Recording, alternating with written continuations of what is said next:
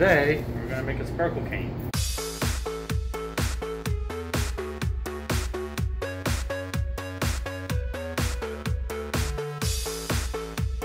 Okay, alright, so today we're going to make a sparkle cane. We are wearing N95 masks, not because of COVID, but because we're going to be using spray chemicals. So we got this cane, and we got it on the internet.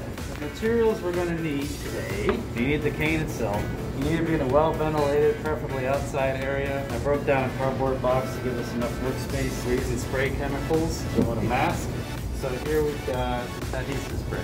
And then this is acrylic spray for the final coat. A paper plate, paper bowl, a pair of scissors, some masking tape, and the glitter we're going to need. So the first thing we need to do is we need to tape up the cane. There's these like metal parts, which is where it connects. So we're going to tape that part with the masking tape, as well as the top near the handle and the bottom of the ball. So this is where I'm drawing the line, and so you can kind of feel it because there's literal tape there. I'm just going to carefully follow that line, and do the same on the other side. So now it's taped up along the top line there. We got tape on all the little places where the metal goes. So the next step is we're going to make a mess. I am using this adhesive spray. Following the instructions on the can, I'm going to hold it 6 inches away from the thing. I've got it laying out. If the glue touches the cardboard, it'll glue to the cardboard. And so it's all the way down. Yeah, I'm going to spin it a little bit, a quarter of a turn. Do another layer.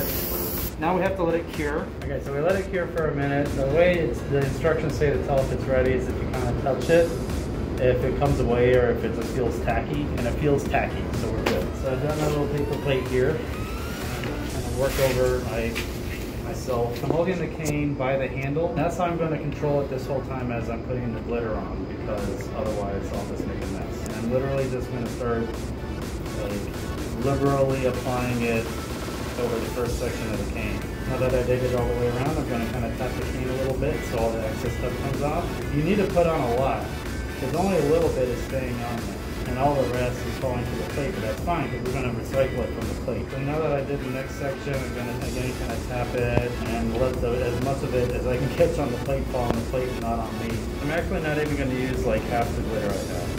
Pour this back into my little container that came in. Look at that, we used maybe like a fourth of the ball.